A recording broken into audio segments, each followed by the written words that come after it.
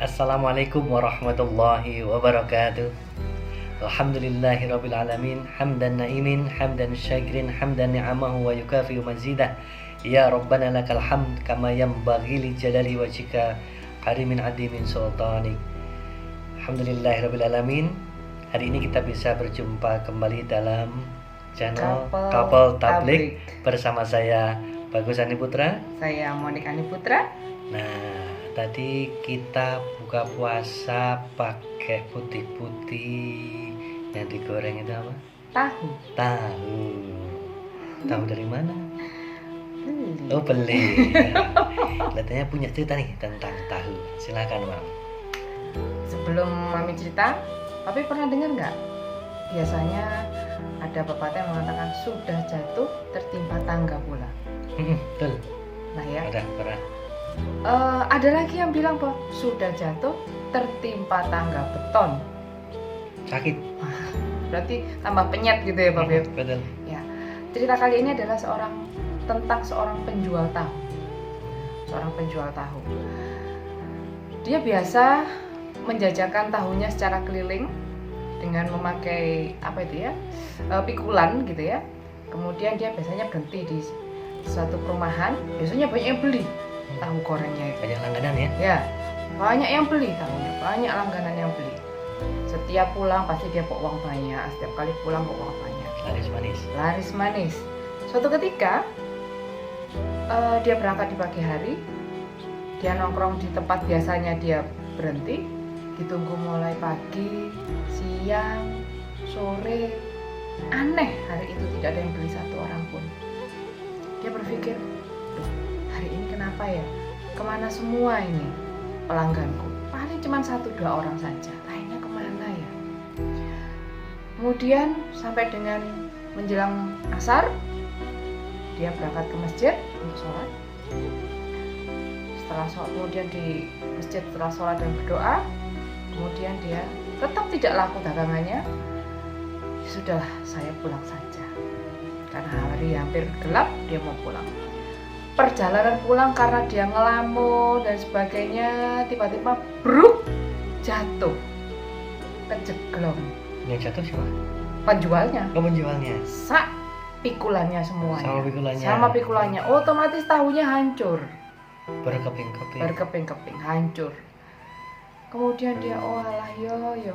Kenapa hari ini saya begitu sial? Sudah dagangan tidak laku. Tahu saya pun hancur. Bisa dibayangkan, Pak, tahu itu kan rentan sekali dengan getarannya. Jadi kena getaran sedikit otomatis dia hancur. Betul. Kemudian dia menangis. Ya Allah, kenapa nasibku hari ini jelek sekali. Akhirnya dia meneruskan perjalanan untuk pulang tanpa membawa uang yang banyak. Kemudian sampai di rumah, dia tak kuasa untuk bilang pada istrinya bahwa dia tidak membawa uang yang banyak pada saat itu. Baru saja nyampe ke rumah, dia kemudian duduk di depan rumah sambil termenung. Datanglah sebuah mobil bagus. Itu mobilnya siapa ya? Kok bagus sekali. Begitu turun, dia baru mengenali, loh, bukankah itu teman saya waktu SD ya? Kemudian si temannya tadi datang, hei Harun. Kebetulan nama si penjual tahu tadi Harun. Hei Harun, hei Di, gimana kabarnya? Ada angin apa kamu datang ke rumah? Nah, setelah mereka ngobrol-ngobrol, ternyata si Andi tadi adalah pengusaha bebek yang peternak bebek yang sudah sangat sukses. Dia bilang, Harun, saya ke tempatmu ini karena saya tahu betul kamu itu adalah penjual tahu, dan saat kamu membuat tahu kamu memilih bahan baku yang nomor 1, dan kamu sudah terkenal sebagai penjual tahu yang tahumu enak, makanya saya datang ke tempatmu. Oh iya betul, tapi gini Harun, saya membutuhkan tahumu yang hancur, bukan tahu yang dalam keadaan utuh.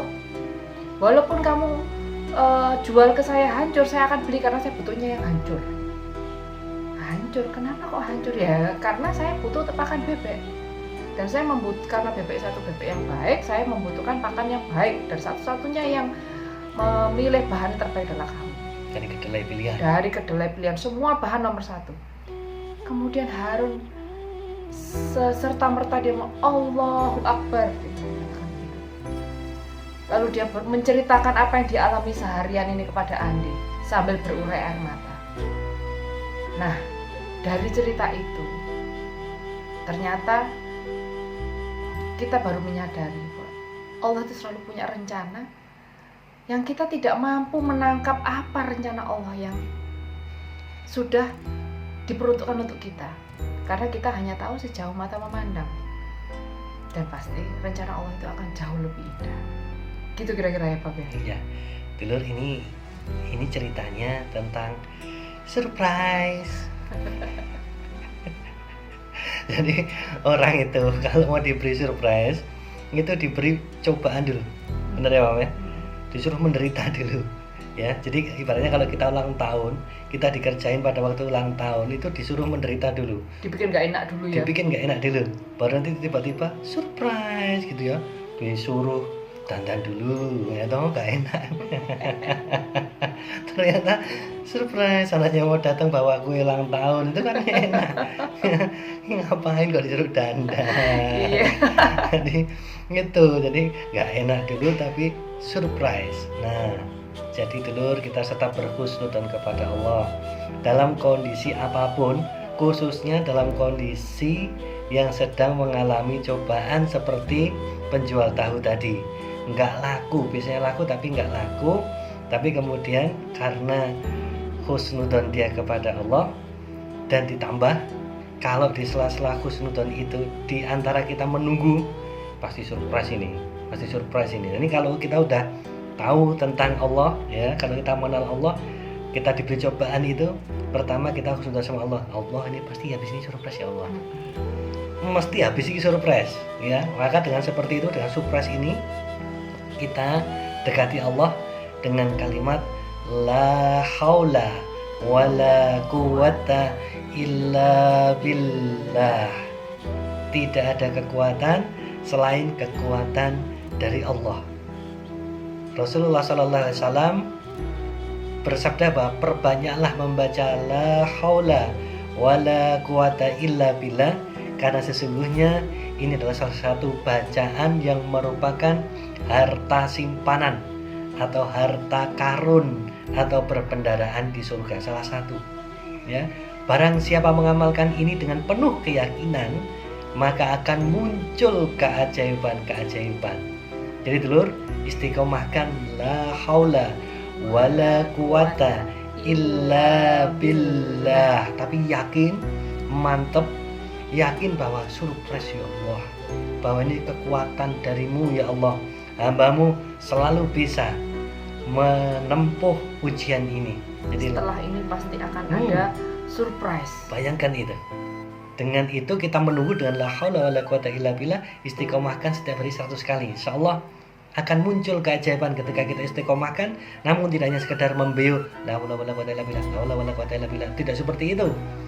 Itu beo pun bisa ya namanya. Tapi di dalam hati kita, pakai hati ya.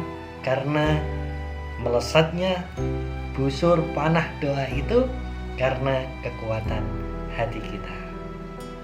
Alhamdulillahirrabbilalamin. Semoga ini bermanfaat. Saya Bagus Ani Putra. Saya Monik Ani Putra. Wassalamualaikum warahmatullahi wabarakatuh.